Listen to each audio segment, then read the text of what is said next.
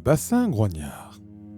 Fin du XVIIe siècle, Toulon avait besoin d'une forme de radoub.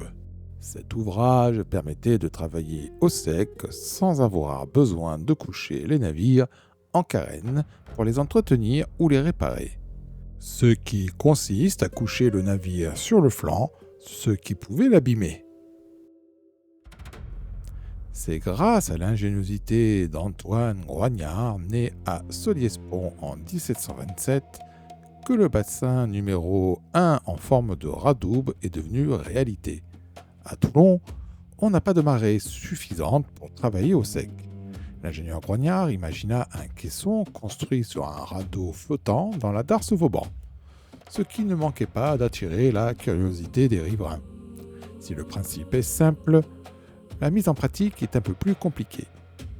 Nous voilà donc dans la nouvelle darse Vauban, pas très loin du futur hôpital du Bagne, qui, à l'époque, n'était pas encore sorti de terre, à la limite de l'ancienne darse Henri IV, qui se trouve de l'autre côté avec la vieille ville.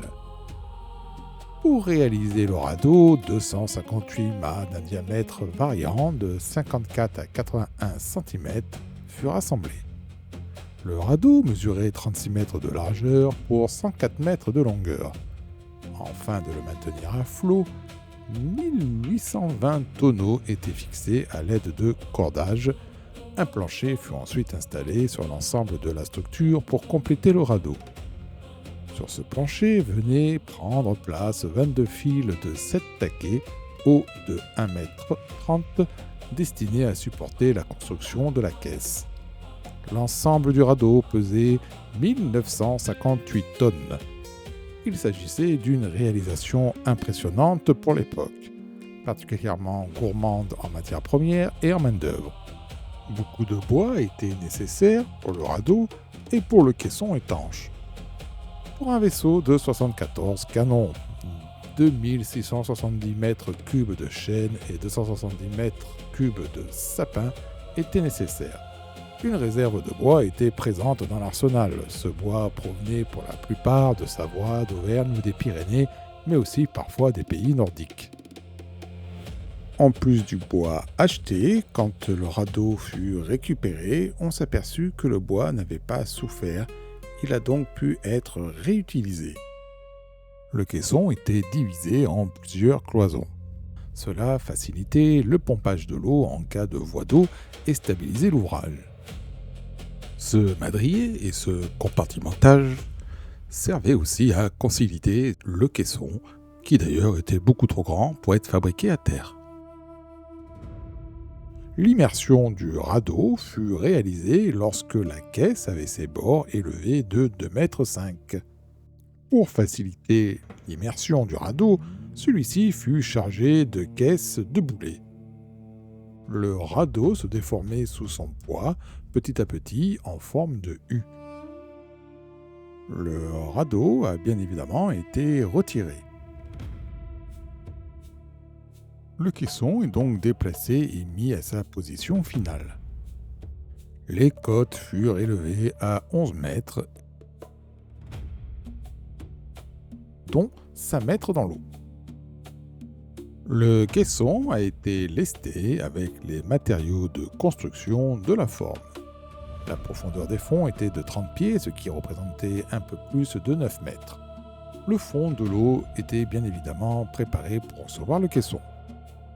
Une fois à son emplacement, le caisson fut définitivement immergé le 2 août 1775. Le début de la maçonnerie était construit directement sur le radeau flottant. La maçonnerie a été conçue par l'entrepreneur romain Père et validée et conduite par Verguin, ingénieur et architecte de la marine pour l'arsenal. En 1778, après 4 années de travaux, l'ouvrage est en fonction et mesurait 70 mètres de long.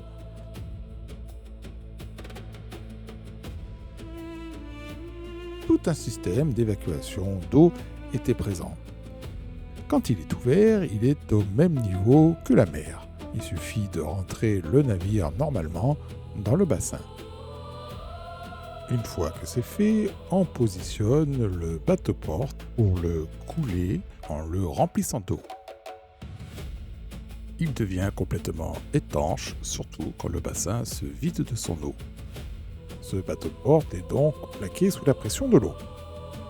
Il est vidé de son eau grâce aux bagnards qui actionnent les pompes. C'est à ce moment-là qu'on peut travailler au sec sur le navire, bien positionné dans le bassin.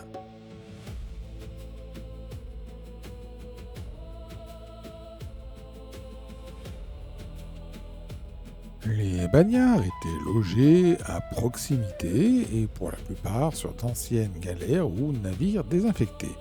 Les conditions étaient rudes. Après la fermeture du bagne, les pompes seront mécanisées parce qu'il n'y avait plus de main-d'œuvre, c'est-à-dire de bagnards, pour les activer.